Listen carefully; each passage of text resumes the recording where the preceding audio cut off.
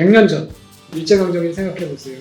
100년 후에 대한민국이 1인당 GDP에서 일본을 앞서고 세계적인 글로벌 기업들을 만들어내고 대한민국의 문화가 전 세계인들이 즐기고 환호하고, 그때 만약 조선이라는 식민지에 있던 청년이 우리가 100년 후에 그런 나라를 만들 거다라고 얘기하면 100년 100 모든 사람이 미친놈이라고 얘기했을 겁니다. 제정신이 아닐 거다. 불가능한. 근데 100년이 지났습니다. 근데 우리가 그 일을 해냈어요. 그러면 우리 앞에 놓인 불평등, 여러 가지 문제, 차별, 저는 1920년대에 우리의 청년들이 가졌던 고뇌에 비교하면 지금의 그 문제는 아무것도 아니라고 생각합니다. 저는 우리 국민이, 우리 시민들이 할 수 있다고 생각합니다. 우리가 어떻게 마음먹고, 우리가 어떻게 연대하고, 우리가 어떻게 함께하느냐에 따라서 저는 할 수 있다고 생각합니다. 왜? 식민지 조선이 100년 후에 이런 나라를 만들었습니다. 안녕하세요. 랩2050TV 성공한 나라, 불안한 시민이라고 하는 우리 사회 복지국가의 문제점을 담은 책을 놓고 윤홍식 인하대 사회복지학과 교수님 모시고 얘기를 나누고 있습니다. 오늘은 세 번째 시간인데요. 그동안 한국 복지국가의 전개를 살펴봤고요. 그리고 이러한 체제를 긍정적으로 바꿔나가기 위해서 어떠한 패러다임 전환이 필요하냐의 부분에 대해서 또 논의를 해봤습니다. 이제 구체적으로 전환을 위해 무엇을 해야 하는가라고 하는 어떤 강론의 문제에서 좀 더 얘기를 나눠보도록 하겠습니다. 오늘도 윤홍식 교수님 그리고 랩250 이원재 대표 자리에 있습니다. 자, 마지막입니다. 오늘 너무 얘기들이 저는 공부도 많이 됐고 유익했습니다. 그리고 뭐랄까, 그동안 가려져 왔던 어떤 복지 국가를 논하는 것의 쟁점들을 저는 매우 예리하게 포착할 수 있는 기회가 아니었나 싶어요. 교수님 여러 가지로 이제 교수님이 많이 저희를 항해의 나침반 역할을 좀 해주셨던 것 같기도 하고. 고맙습니다.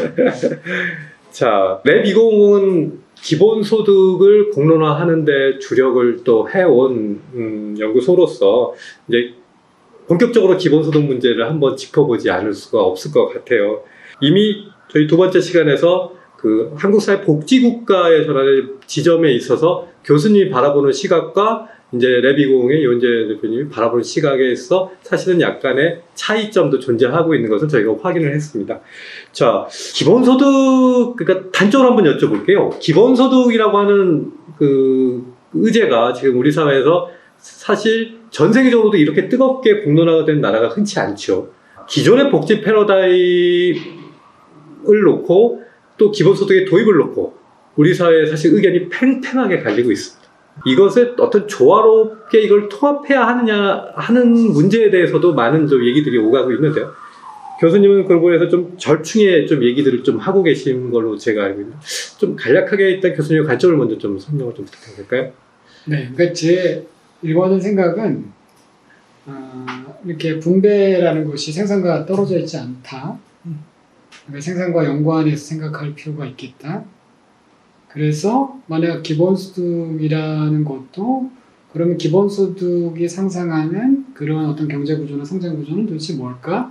여기에 대한 질문을 계속 던졌죠. 근데 그거는 이제 우리가 예를 들면 그러니까 아이디어란 기본소득을 얘기를 한 겁니다. 그러니까 충분히 기본소득으로만 해도 실질적 자유가 보장되는 그 정도 수준에 대한 얘기였는데, 처음에는 그런 논의가 있다가 최근에 실용적으로 변했잖아요. 그래서 상용적으로 변했고, 그렇게 되면 이제 어떤 문제가 되냐면 그 기본소득이 현재 생산구조와 조응하는 정도를 논의해야 될 뿐만 아니라, 그렇게 그러니까 실질적 자유를 보장해주는 정도의 기본소득이 아니라면, 낮은 수준의 기본소득이라면 이것이 다른 전통적인 사회보장 정책들과 경쟁해야 된다는 거죠. 경쟁해야 되고, 이것이 왜 효과적이고 효율적인지, 그리고 왜 이것이 지금의 구조들을 전환시키는 중요한 역할들을 할 수 있는 건지, 이런 부분에 대한 생각을 할 필요가 있는데, 그게 이제 검증되지 않았다는 겁니다. 검증되지 않았고, 검증되지 않은 정책들을 저는 전국적으로 높은 수준에서, 예를 들면 1인당 10만 원씩만 해도 엄청난 규모의 예산이 되잖아요. 그렇게 하지 말고, 그러면 기본소득 논자 주장하시는 분들이 얘기하는 것처럼 두 가지 방식이 있는 거다. 하나는 아래로부터 이렇게 채워나가는 방식도 있다. 그러니까 브라질이 했었던 하는 방식처럼, 또는 예를 들면 네거티브 인컴 텍스나 부의소득세나 최저소득 보장제로부터 출발하는 방식도 있을 것 같고, 또 하나는 범주적 기본소득 또는 전환기적 기본소득이라고 얘기하는 노인, 아동, 청소년, 청년 뭐 이런 것에 대한 우리가 소위 말하는 전통적 복지국가에서 얘기하는 보편적 사회수당을 해서 전체 실질적 기본소득으로 이렇게 전환하는 방식도 있을 거다. 그래서 그런 걸 하든지 아니면 특정 지역을 시범사업을 하고 전국적으로 확대하자 이런 생각들을 하고 있는 겁니다.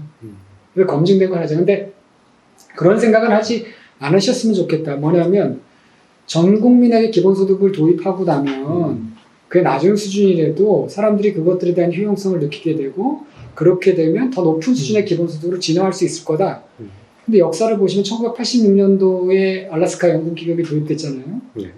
그럼 그 전체 주민들에게 사실은 배당을 한 거죠. 1년에 한 번이지만 그래도 한 2,000불 정도? 많게는 또 조금 많을 때도 조금 적을 때도 있었지만 그러나 지난 수십 년 동안 그것이 제도적 진화를 한 역사적 근거는 없어요. 그러니까 이 제도적 진화라는 것도 자체가 그냥 저절로 이루어지는 것이 아니라 정치적 과정이어야 되는 거거든요.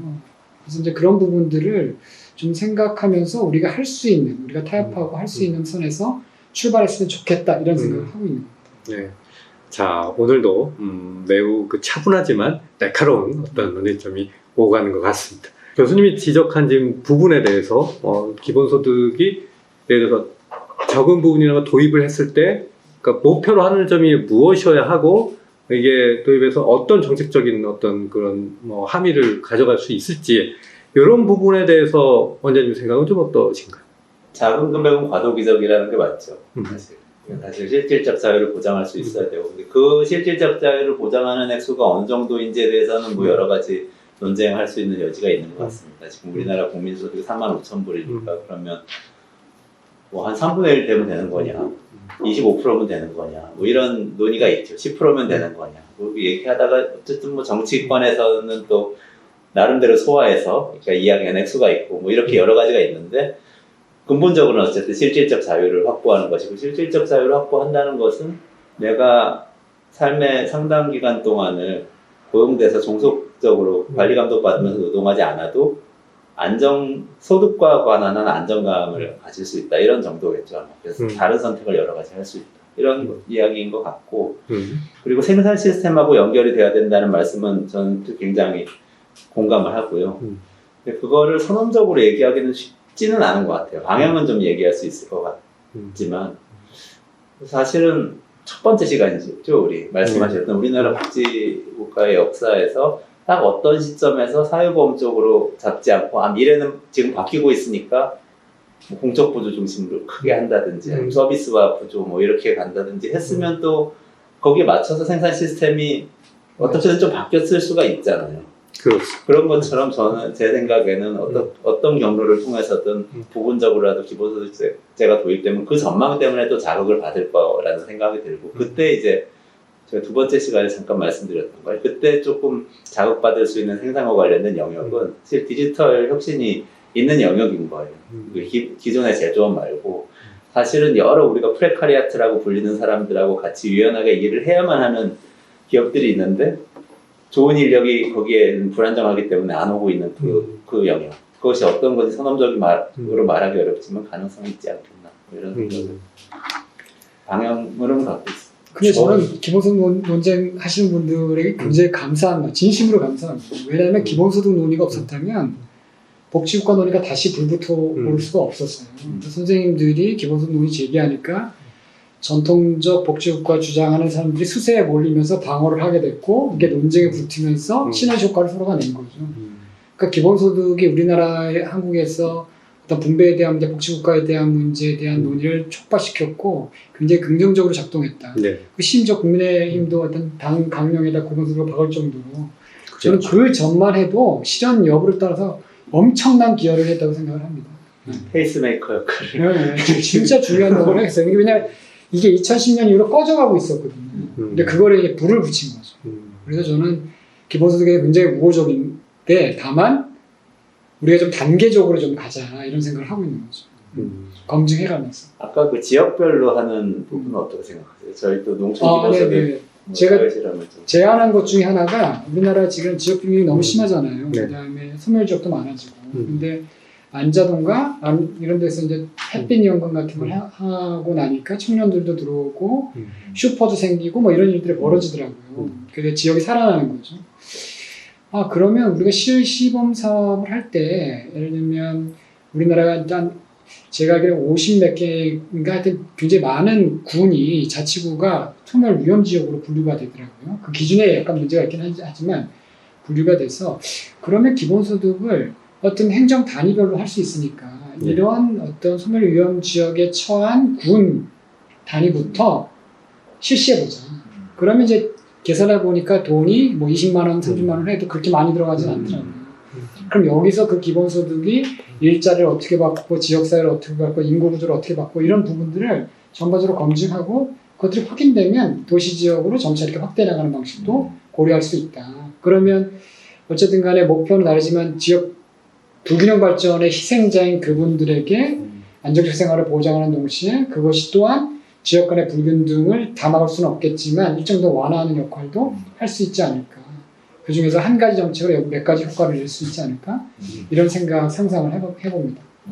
지금 연천군에서 농촌기본소득 시작해서 하고 있는데 그게 좀 여러 군데서 다양한 지역에서 해볼 필요도 있을 것 같더라고요. 지역 특징. 우리가 앞서 그 영상에서 소개했지만 그래도 간략하게 농촌기본소득 잠깐 소개를 해주실까요? 아, 네. 지금 경기도 연천군의 청산면이라는 인구 4,000명, 주민 4,000명 살고 계신 그런 지역에서 5년간 월 15만 원의 지역화폐 형태 기본소득을 지급하는 시범사업이 시작이 됐죠. 그래서 지금 조금 아마 신청을 받기 시작하고 있고 아마도 상반기 안에 지급이 시작될 걸로 판단이 됩니다. 랩2050에서 보고 지금 연구 평가하는 작업을 맡아서 하고 있습니다. 아, 네. 교수님께서도 설명하셨지만 기본소득이냐 복지냐 두 가지가 저는 그 대척점에 있다라고는 생각지 않아요. 그 교수님도 비슷한 맥락에서 말씀 주셨던 것 같고 본질적으로 이런 복지의 부분을 확대해야 된다라고 하는 그런 논자와 아까 말씀하셨던 대기업 중심 그리고 수출 주도형 그리고 기존의 우리가 역사적 맥락을 통해서 발전해온 어떤 그런 그 대한민국의 경로 그 부분에서 어떤 그걸 그대로 유지하고 싶은 어떤 그런 보수적인 어떤 움직임 그것과의 어떤 대책점이 분명히 존재하는 것 같고 몇 가지 그 지점에서 우리가 신화처럼 그 계속 반복해 놓는 논제들을 한번 짚어보는 게 되게 의미가 있을 것 같은데 책에서도 그 부분을 뭐 딱딱딱 집어내고 있는데 예를 들어서 그 균형 재정의 신화가 우리 사회에 아주 그 뿌리 깊게 존재를 하고 있잖아요. 자, 책에서 이 부분은 상당히 비판적으로 바라보고 있는데 그 교수님 혹시 이 부분을 설명을 주실 수 있는지요? 아니면은 이원재 대표님이 그 부분에 대해서 균형 재정의 신화 부분을 좀 더 시청자들께 설명을 좀 전문가시니까 얘기하시고 제가 약간 보완하는 식으로 보완하는 식으로 네. 아니 뭐 교수님 말씀하셔야 될 것 같은데 이게 여러분의 저자가 있기 때문에 그 부분은 뭐 양해를 부탁드려야 될 것 같아요. 기본적인 말씀만 드릴게요. 네. 그러니까 재정하면은 나라 살림이 가족 살림하고 같기 때문에 가족에서 돈 적자 보면은 빚져서 빚지고 나중에 폐가망신하는 것처럼 나라도 정부가 자꾸 재정 적자 내고 국가 부채 늘리고 그러면 나중에 폐가망신한다 이렇게 얘기한 게 출발이 마가렛 대처라는 사람이었어요. 대처 영국의 그 수상이었죠. 그리고 거기서 이른바 신자유주의의 재정 정책이 나오기 시작되는데요. 그렇게 생각해서 지금까지 쭉 이어져 오는 게 정부는 가급적 아끼는 게 좋다. 빚을 내면 안 된다. 균형 재정은 플러스 마이너스 제로가 되게 하는 게 균형 재정이거든요. 그렇게 가져가는 것이 가장 건강하다는 도구마가 있어요. 그리고 끊임없이 특히 우리나라 정부는 그걸 따라가려고 특히 관료들 중심으로 하는 그런 경향이 있는데 최근에 특히 이 글로벌 금융위기 이후에 선진국들 그리고 특히 더 극단적으로는 코로나19 이후에 선진국들이 이걸 다 깨트려 버렸죠. 그냥 필요하면 국가가 그냥 재정을 쓰고 나중에 그걸 어떻게든 해결을 하겠다는 흐름이 나타나기 시작했어요. 실천이 먼저 됐고 이론적으로 이제 그 MMT라고 해서 그 현대 통화이론, 현대 화폐 이론이라고 번역을 할 수 있겠네요.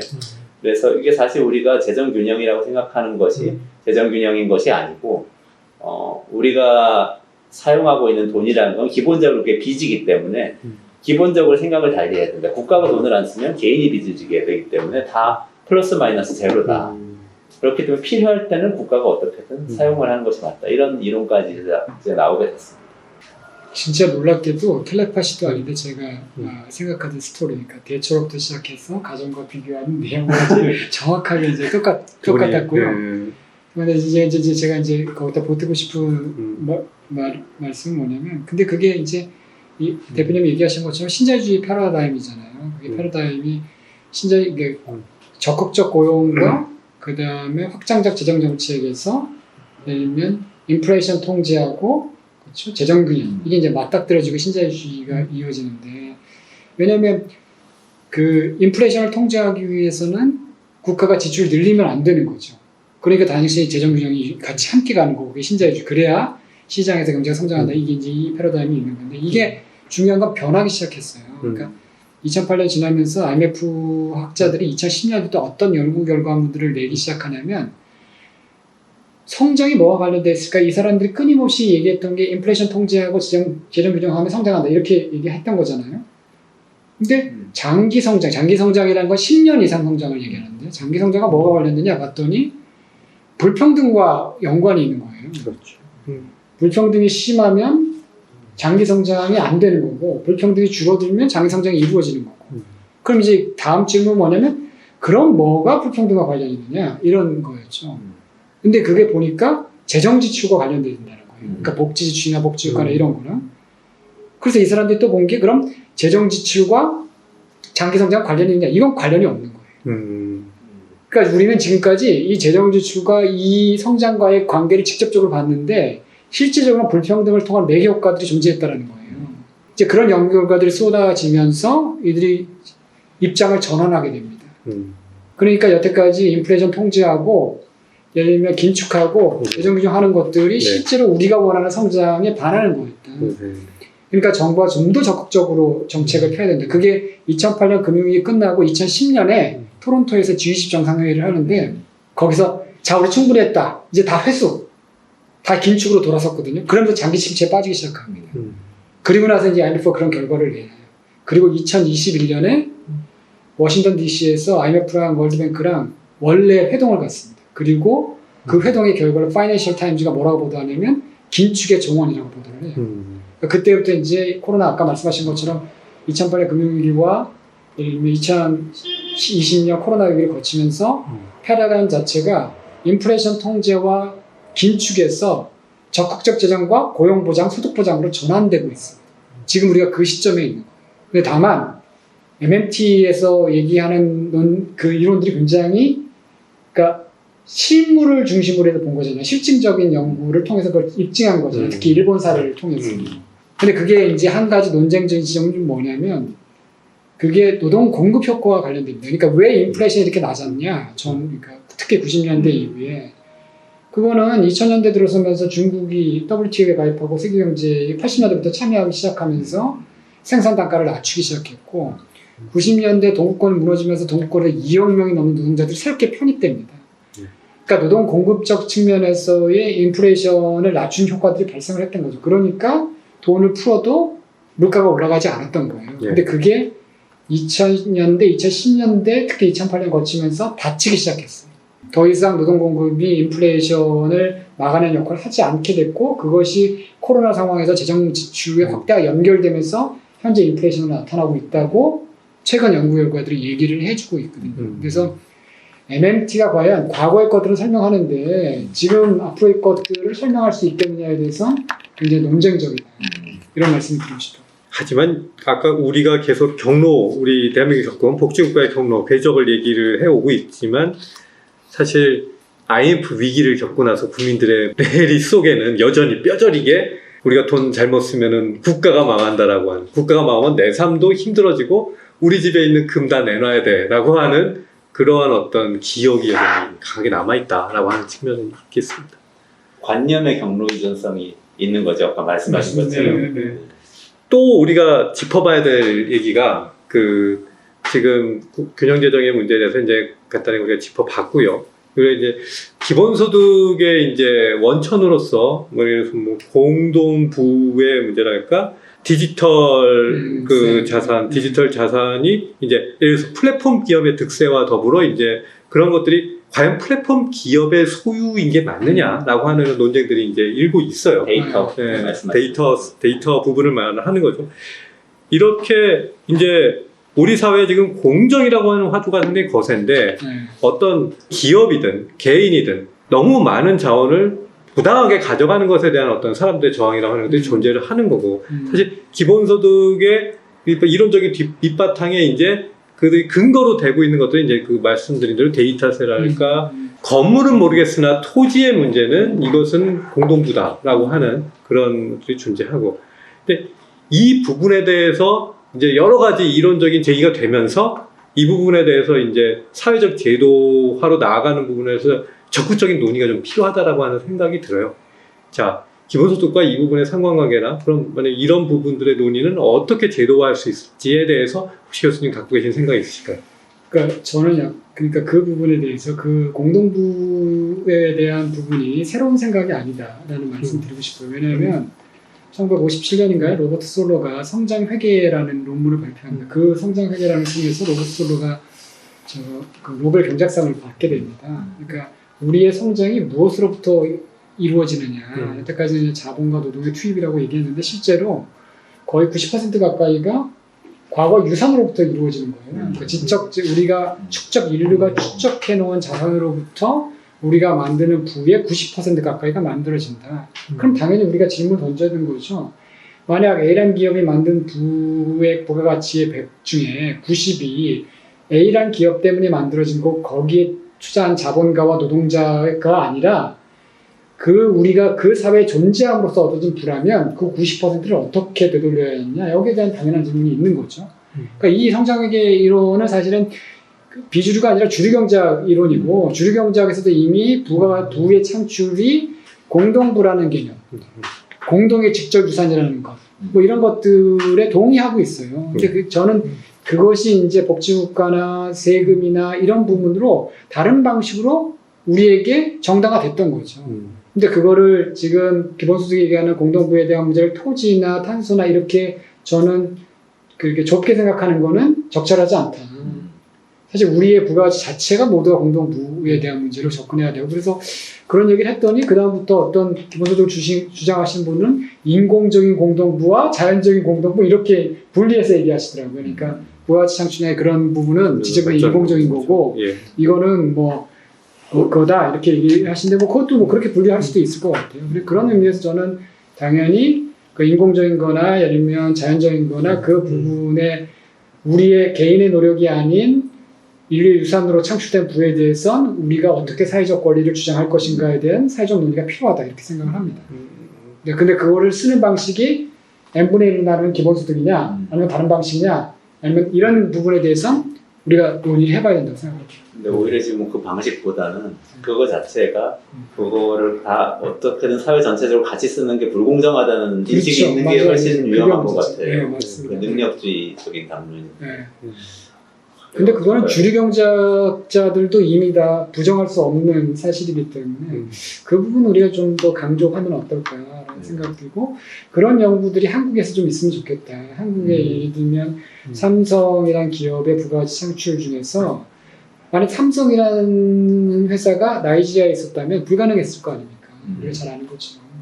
그러면 그것이 어떻게 한국적 인프라와 한국의 노동 인력과 우리의 교육 시스템이 너희들의 부가가치를 창출했는지 그 중에 어느 정도의 비중이 있는지 물론 명확하게 계산할 수는 없겠지만 대체적으로 그런 방식 우리가 전통적으로 주류경제가 했던 방식으로 충분히 규명할 수 있지 않을까?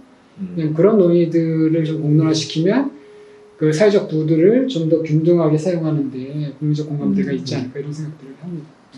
네. 저는 그런 접근도 가능할 것 같습니다. 지금 결국 사회적 부라고 하는 것은 시대에 따라서 조금씩 어떤 계층에서 어느 정도 부가 있고 그것들이 항상 그렇게 유지가 되는 건 아니고 그 시대의 어떤 세력 관계랄까 어떤 그 자원의 배분의 변화랄까 이런 거에서 계속 변화하게 되는데 지금의 플랫폼 자본주의 시대에서는 과도하게 부가 이제 플랫폼 기업들한테 쏠리는 경향들이 존재를 하고 사회적 양극화도 엄청나게 심해지고 있기 때문에 그러나 예를 들어서 그 노동 운동이랄까 이렇게 그 사회적 부를 나눠 갖자라고 하는 그런 어떤 사회적인 운동이나 이런 것들도 어느 때보다 좀 약해진 그런 시점이라고도 할 수 있잖아요. 이 시점에서 공동부에 대한 어떤 담론은 어떻게 보면 공정 또는 사회적 부의 재분배가 필요하다라고 하는 어떤 새로운 명분, 정당성을 제공한다는 측면에서 우리가 적극적으로 좀 논의를 할 필요가 있고, 이 부분에 대해서 좀 정책 전문가랄까 우리 사회의 어떤 담론이 좀 풍성하게 전개가 돼서 빨리 제도화로 나아갈 수 있는 그런 어떤 부분들 만들어가는 건 어떻게 보면은 좀 전문가들의 사명이 아닐까 싶은 생각도 좀 드는데요. 동의합니다. 김종현 선생님 말씀하신 것처럼 동의하고 저는 증세도 그런 의미의 일환이라고 생각해요. 증세를 통해서 예를 들면 우리가 공정이라고 얘기하는데 사실은 제일 중요한 게 우리 사회에서 제일 중요한 게 스티클리츠가 예일대에서 강의하는데 학생들에게 질문한 내용 중에 하나가 당신 인생에서 가장 중요한 게 뭐냐 물어봤더니 학생들이 뭐 이것저것 얘기했는데 스티클리츠가 얘기한 게 뭐냐면 부모를 선택하는 거다. 이렇게 얘기했어요.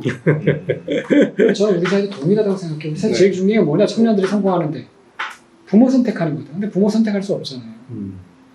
그러면 우리 사회의 공정은 모든 일용직 노동자의 아이건 의사의 아이건 공정한 기회를 갖게 만들고 그렇게 되면 기본적으로 결과의 평등에 대한 부분이 필요할 수밖에 없는 거죠. 네. 그런 부분에 대한 부분들을 얘기를 적극적으로 좀 할 필요가 있겠다 이런 생각을 합니다.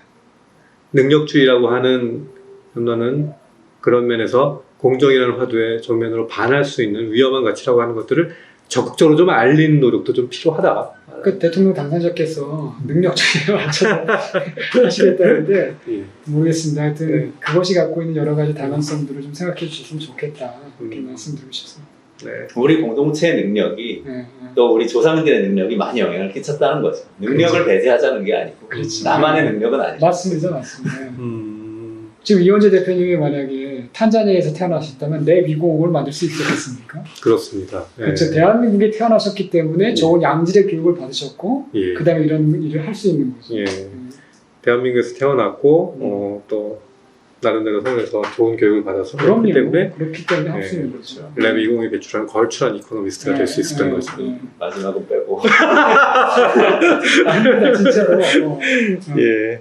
마지막으로 간단하게 시간이 좀 많이 지나게 했는데 그 돌봄의 양극화 문제가 또 책에서는 매우 의미 있는 언급이 되고 있어요. 그래서 좀 대안적인 의미에서 강력한 사회 서비스 강화에 대한 솔루션도 또 제시를 하고 계신 것 같은데요. 이러한 제도의 도입 혹시 가능할 수 있는 어떤 가설이 그러니까 제안일까요? 저는 여러 가지 다양한 프로그램적 제안들 가능하다고 생각하는데 제일 중요한 거는 공적으로 좋은 사회적 일자리를 만드는 것에 대한 국민적 합의, 동의가 제일 중요한 것 같아요. 그러니까 저는 그것과 관련해서는 우리 시민들께 정말 약간 서운하고 섭섭한 면이 있습니다. 서운합니다. 뭐냐면 아니 자제분들 다 공무원 되는 거 다 원하시면서 공무원 늘리는 거 다 반대하세요. 그러네요. 이율배반이네요. 굉장히 역설적이에요. 저희 학생들 절반 이상이 다 공무원 되겠다고 합니다. 근데 우리 부모님들이 공무원 늘리는 거 반대하시면 안 되는 거거든요. 그래서 우리 사회에서 그러니까 어떤 공적 부분이 어떤 경제 성장이나 우리 사회가 더 나은 사회로 가는데 어떤 장애가 아니라 더 풍요롭고 더 안전한 사회를 만드는데 꼭 필요한 부분이다. 국가가 그런 역할을 해야 된다. 이런 생각을 좀 하셨으면 좋겠어요. 예를 들면 이런 거예요. 제가 이런 비유를 자주 드는데 의자가 5개 있습니다. 그런데 그 주변을 7명이 돌아요. 그럼 음악이 다다다다다다 그러다가 딱 멈추면 앉아야 되잖아요. 5명만 앉아야 돼요. 5명만 앉잖아요. 2명 떨어지잖아요. 그러면 이 친구들이 1년 동안 밤새 열심히 공부를 했다고 칩시다. 그리고 1년 후에 다시 모여서 그 주변을 돌아도 2명은 의자에 못 앉아요. 근데 그 2명은 1년 동안 단 한숨도 안 자고 다 스펙 쌓고 열심히 공부했거든요. 근데 그 2명이 의자에 앉을 자격이 없습니까? 저는 그렇게 판단하면 안 되는 것 같아요. 공정이라는 게 의자 숫자 정해놓고 열심히 노력했는데 경쟁에서 떨어지면 공정하다. 이거 아니라고 생각하거든요. 공정은 1년 동안 밤잠을 설치면서 공부한 그 2 사람도 의자에 앉을 수 있게 하는 게 공정이라고 생각해요. 그럼 국가의 역할은 뭐냐? 더 스펙 열심히 쌓아라, 더 공부 열심히 하라, 잠 1시간 줄여라 이게 아니라 의자 수 늘려주는 거죠. 열심히 공부한 사람이 앉을 수 있게 의자 수 늘려주는 게 국가 역할이고 저는 그게 사회 서비스라고 생각합니다. 사회 서비스 일자리도 공공부문에서 상당히 많이 그렇죠. 만들어서 네. 고용을 직접 해야 한다. 직접 해야 되죠. 제가 50 데이터를 좀 거꾸로 제가 분석해 봤더니 전체 취업자 중에서 민간 부분에 취업한 비율을 계산했어요. 우리나라 5위입니다. 5위. 그러니까 공적 부분을 빼고 시장에서 만들어진 일자 취업 대상자 중에서 가능 인구 중에서 우리나라가 OECD 국가 중에 5위예요. 고용률이요? 네, 민간 부분이 커버하는 게. 네네. 그럼 우리가 전체에서 고용률이 떨어지는 건 뭐냐? 그건 공공 부분 때문입니다. 이거 민간 고용은 이미 많다. 이미 많다라는 거예요. 그러니까 근데 자꾸 시장에서 늘려라 안 늘어나지 않습니까? 우리나라 공무원 일자리 너무 많이 늘었다는 비판도 있는데 그렇진 않나요? 문재인 정부 때 특히 많이 늘었다 이런 얘기가 못 늘렸죠. 그러니까 그 국민들이 반대하셔도 못 늘린 거 아닙니까? 못 늘렸습니다. 이제 그렇게 늘어났는데도 8.2% 최근 평균도 8.2%인데 좀 더 늘어날 수 있겠죠. 근데 네. OECD 평균이 취업자의 17%잖아요. 근데 그런 부분 물론 그걸 다 믿을 수는 없다고 하지만 여전히 늘려야 될 부분이 많다. 지금 취업 준비하는 청년들이 전국에 40만에서 50만입니다. 공시생들이. 근데 50만 정도면 우리나라 전체 그 공공 부분 1%만 늘려도 소화할 수 있는 부분이에요. 네, 그러면 말씀하신 내용이 또 궁금해지는데 예를 들면 돌봄을 하시는 뭐 예를 들면 연로하신 부모님을 방문해서 돌봐주신다거나 또는 어린이집 선생님 이런 분들을 다 국가가 직접 채용한 공무원으로 만들어지는 뭐 그런 개념이 있나요? 그렇죠. 이제 근데 그거는 국가가 직접 채용한다고 한국적 방식이 또 있는 거죠. 근데 이제 그것을 국가가 할지 아니면 위탁을 줄지 아니면 재단 비영리 기관이 할지 이거는 이제 우리의 조건에 맞춰서 하는 건데 분명한 거는 국가가 하든 위탁을 하든 비영리가 하든 간에 그분들이 양질의 서비스를 제공하는 것만큼 적절한 임금을 받는 그런 일자리가 된다 이런 생각인 거죠. 그리고 그것의 재원은 공공의 재원으로부터 충당이 돼야 되고 이용자들도 능력껏 일정 부분을 부담해야 된다 이런 생각을 하고 있습니다. 돌봄이라고 하는 게 저희가 아까 연 대표 말씀하신 대로 저희 청산면에서 이제 농촌 기본소득 실험을 하게 되면 이제 거기에 적지만 매달 기본소득이 지급이 되고 근데 그분들의 고민은 청산면에 사실은 뭐 변변한 상점이랄까 뭐 그 돈을 쓸 곳이 별로 없어요. 그래서 이제 이게 예를 들어서 그 외부의 지역으로 돈이 이제 흘러가게 되는 거라서 뭐 외부로 나가서 뭘 쓰게 된다거나 이런 방식으로 했을 때 지역의 어떤 경제나 이런 것들을 하기에는 좀 어려움이 있을 수 있다라고 하는 우려들도 이제 안에선 제기가 되고 그것에 대한 여러 가지 대안 모색이나 이런 것들도 좀 있다라고 하는데 제가 이 말씀드린 이유는 예를 들어서 기본소득이 됐든 어떤 뭐 국가의 배려에서 어쨌든 국민들이 뭘 선택해서 지출할 수 있는 비용들이 생기게 되면 그것이 돌봄 서비스나 이런 것들로 연결 지어질 수 있는 어떤 그런 될 수 있다면 공적인 가치의 일들이 창출이 되고 그 공적인 가치의 일들이 창출이 되면서 선순환 구조를 일으켜서 더 나은 실적인 그런 것들이 되고 또 책에서도 이제 지적을 하고 있던데 지금 우리 사회에서 예를 들어서 요양의 문제에 있어서 입원의 비율이 너무 높다라고 하더라고요. 그래서 이제 악순환이죠. 이미 입원한 사람들은 안 나가려고 하고 그래서 너무 많은 입원자들이 있다 보니까 실질적으로 굳이 입원을 안 해도 바깥에서 병원 치료를 하거나 이런 식으로도 얼마든지 누릴 수 있는 분들이 있는데 우리 사회는 그러한 돌봄의 인프라가 너무 없다 보니까 이제 입원 안 하면 답이 없다라고 생각하는 분들이 여전히 많다.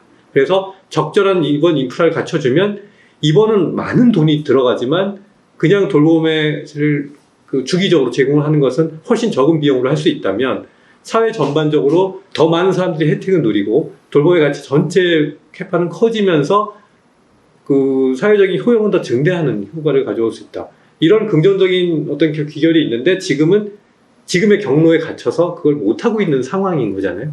그래서 이런 식의 발상의 전환과 그것도 일종의 마중물일 수 있겠다는 생각은 들어요. 그런 식의 고민들이 복지에서 적극적으로 고민해서 부족한 부분을 찾아나가는 노력들이 좀 필요한데 그러지 못한 지금 상황이 좀 있지 않나 라고 하는 생각도 좀 해보게 됩니다. 네, 아주 잘 정리를 해주셨습니다.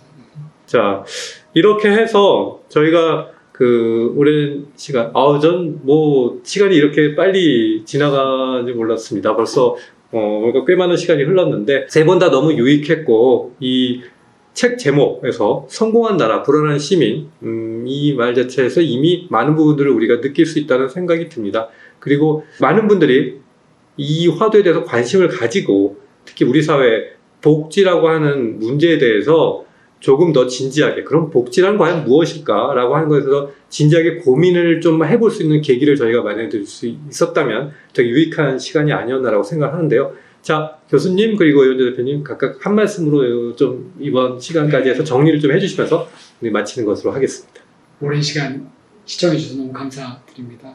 제가 드리고 싶은 말씀은 제가 제기했던, 여기서 나왔던, 우리 사회가 직면했던 문제 너무 어렵습니다. 너무 거대하죠. 어떻게 성장 구조를 바꾸지? 어떻게 불평등 문제를 해소하지? 어떻게 부가 세습되는 걸 막지? 사실은 우리 누구도 그것이 고쳐지고 우리가 평등한 사회로 나갈 수 있다고 확신하는 사람은 없을 거예요. 너무 큰 일이고 너무 힘든 일이고 너무 어려운 일. 정권이 그렇게 많이 바뀌었어도 변한 건 없고 라고 생각하실 수 있을 것 같아요. 근데 전 그런 말씀 드리고 싶어요. 100년 전. 이게 언제죠? 100년 전이면 1920년대니까요. 네. 한참 일제강점기죠. 제가 그런 얘기를 끝에 자주 합니다. 일제강점기를 생각해 보세요. 일제강점기에 저희가 그 일제강점기 살아가는 청년들입니다. 우리 청년들에게 무슨 꿈이 있었을까요? 100년 후에 대한민국이 1인당 GDP에서 일본을 앞서고 세계적인 글로벌 기업들을 만들어내고 그 다음에 대한민국의 문화가 전 세계인들이 즐기고 환호하고 그때 만약 조선이라는 식민지에 있던 청년이 우리가 100년 후에 그런 나라를 만들 거다라고 얘기하면 그 모든 100이면 100 모든 사람이 미친놈이라고 얘기했을 겁니다. 제정신이 아닐 거다. 불가능하다. 근데 100년이 지났습니다. 근데 우리가 그 일을 해냈어요. 그러면 우리 앞에 놓인 불평등 여러 가지 문제, 차별, 저는 그 1920년대에 우리의 청년들이 가졌던 고뇌에 비교하면 지금의 그 문제는 아무것도 아니라고 생각합니다. 저는 우리 국민이, 우리 시민들이 할 수 있다고 생각을 합니다. 우리가 어떻게 마음 먹고, 우리가 어떻게 연대하고, 우리가 어떻게 함께 하느냐에 따라서 저는 할 수 있다고 생각합니다. 왜? 식민지 조선이 100년 후에 이런 나라를 만들었으니까요. 감사합니다. 임프레시브했습니다.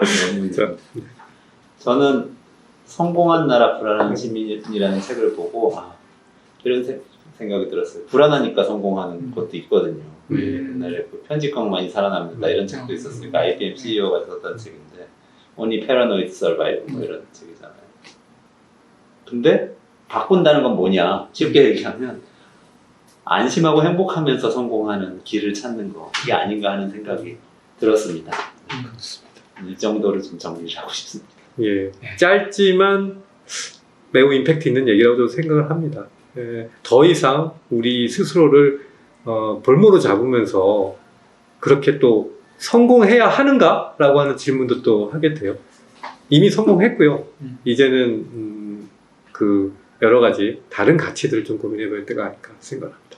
이렇게 장시간 좋은 말씀 많이 해주신 윤홍식 교수님께, 그리고 또 여러 가지 좋은 코멘트 같이 함께 해주신 현재 대표 감사드리고요. 우리는 다음 시간에 더 좋은 컨텐츠로 찾아뵙겠습니다.